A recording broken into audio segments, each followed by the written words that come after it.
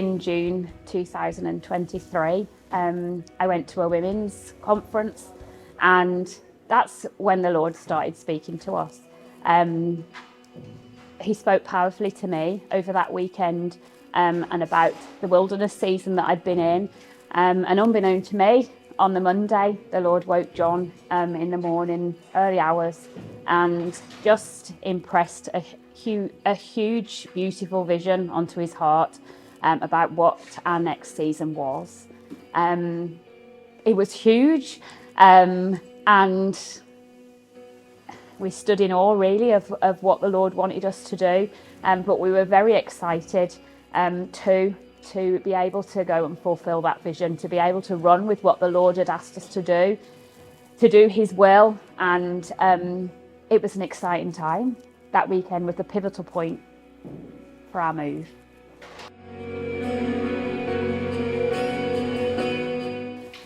So work started in the upper room. The Lord had told us that upper room would be a beautiful place where the angels would meet us there, where we made all our decisions for the Anchor Church.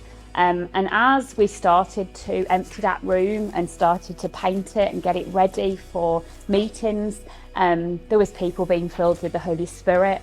In the upper room, just completely a blank canvas, people just receiving the Spirit. And just being empowered to do what the Lord had led them to do. Yes, it was manic, but I have never experienced God provide so much in that first week that we entered the upper room. Fire escape stairs, carpets, lights were fitted, painters came in and decorated.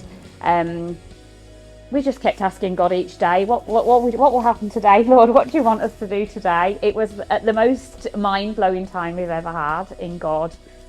Well, carried on now, but it was up until that point. Then when we started meeting up there, every time we took people up there, you could feel the presence of God. You still can feel an incredible presence of God up there. And to be able to walk into a place and know that God is dwelling there, that from the moment that place was built and the plans were made for it, even though we weren't there, the Lord had that place in mind, that it would be a mighty place where he would speak to us.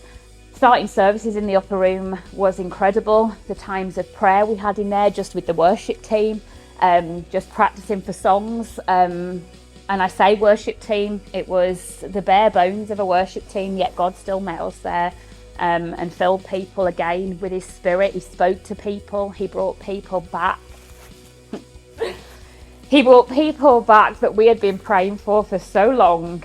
And the way that the Lord has moved in people's lives has just been incredible. Thinking back to the services that we had in there the first Sunday morning, and the Lord had given us a vision of people walking up our driveway, people parking in our neighbours' drives, and to see people actually walking up the driveway to come up to that upper room, and then to be packed out, standing room only, packed in like sardines. You could only lift your hands about this much. Was incredible. And then I'm just thinking of the moves of God some nights where we were literally on our knees before God while we just sang about the throne room, and it was just beautiful. Those were a crazy 3 weeks. The whole time has been crazy. That we just felt like we were on some sort of hamster wheel, I guess. Where people were coming in, people were asking us questions. We have made the most incredible friends. We have the most incredible prayer warriors, part of the Anchor Church that I didn't even know a year ago. And we don't forget Clockmills as well. We met in Clockmills Community Centre for one Sunday, which was incredible.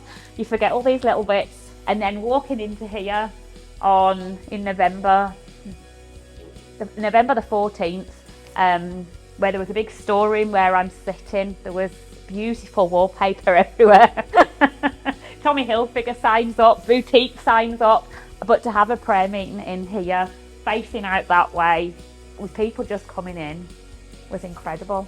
All the work the men have done, the time people have poured into this, the moves of God we've had in here have just been incredible.